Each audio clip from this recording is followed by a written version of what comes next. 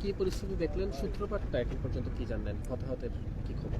সালামু আলাইকুম। শুরুতে আপনাদেরকে ধন্যবাদ আমাদেরকে সহযোগিতা করার জন্য। আমরা আনুমানিক 11:45-এর দিকে একটা সংবাদ পাই যে এখানে তেমুকিতে একটা সংঘর্ষ হচ্ছে।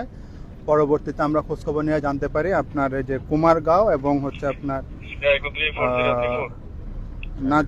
সাহেবের গাঁও, এই দুইটা গ্রামের মধ্যে দুইটা বাচ্চার কথা কাটারে কেন্দ্র করে সংঘর্ষ হয়। পরবর্তীতে কুমারগাঁওয়ের লোকজনের সাথে আপনার নাজিরের গাঁও এবং সাহেবের গাঁওয়ের লোকজনের সাথে ছড়ার গাঁও এবং কালীর গাঁওয়ের লোকজন যুক্ত হয়ে সংঘর্ষে লিপ্ত হয়। পাশাপাশি আপনার ইট পাটকেল নিক্ষেপ করার কারণে কিছুক্ষণের জন্য যান চলাচল বন্ধ ছিল। পরবর্তীতে পুলিশের স্ট্রাইকিং ফোর্স এবং মোবাইল ফোর্সের উপস্থিতিতে পরিস্থিতি কিছুটা শান্ত হয়। পাশাপাশি হচ্ছে আপনার বাংলাদেশ সেনাবাহিনীর 4টা মোবাইল টিম আসে এবং আমরা পরিস্থিতি নিয়ন্ত্রণে সক্ষম হই। এখন পর্যন্ত এটার সাথে কোনো ধরনের অন্য কোনো সংশ্লিষ্টতা পাওয়া যায় না। বিভিন্ন জায়গায় আমাদের কাছে তথ্য চাওয়া হচ্ছে যেটার সাথে নির্বাচনের কোনো সংশ্লিষ্টতা আছে কিনা। আমরা এখন পর্যন্ত আপনাদেরকে দ্ব্যর্থহীন ভাষায় বলতে চাই, এখন পর্যন্ত আমরা যে সকল তথ্য উপাত্ত সংগ্রহ করেছি এটার সাথে আপনার নির্বাচনের কোনো ধরনের কোনো সংশ্লিষ্টতা নেই, পাশাপাশি কোনো রাজনৈতিক সংশ্লিষ্টতা নেই।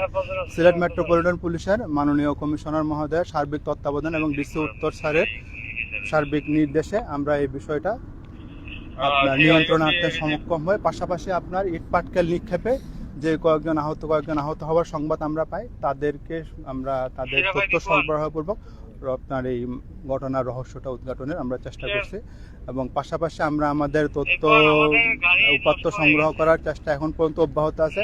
এবং আপনাদের কাছে আমাদের একটা রিকোয়েস্ট যে আপনাদের কাছে যদি কোনো তথ্য থাকে সেটা আপনারা আমাদের সাথে আপনারা এক্সচেঞ্জ করবেন, আমরা সেটা সমন্বয় করে এবং সেটা তথ্য উপাত্ত বিশ্লেষণ করে তদ অনুযায়ী ব্যবস্থা নেব। Thank you. পুলিশের বা আইন শৃঙ্খলা বাহিনীর কেউ আহত হয়েছে কিনা? এখন পর্যন্ত আমাদের এই কোনো তথ্য না, তারপরে যদি কেউ হয় সেটা আমরা আপনাদেরকে জানাবো।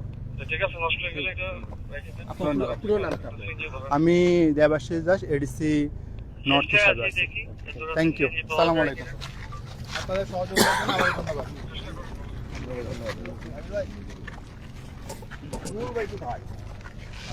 আমরা কথা বলছিলাম বাংলাদেশ পুলিশের সাথে, তিনি আমাদেরকে জানিয়েছেন যে আসলে এখানে কোনো রাজনৈতিক বা নির্বাচনী কোনো সংঘর্ষণা কিংবা রাজনৈতিক কোনো সমস্যা হয়নি, এমনটাই কিন্তু তারা আমাদেরকে জানিয়েছেন।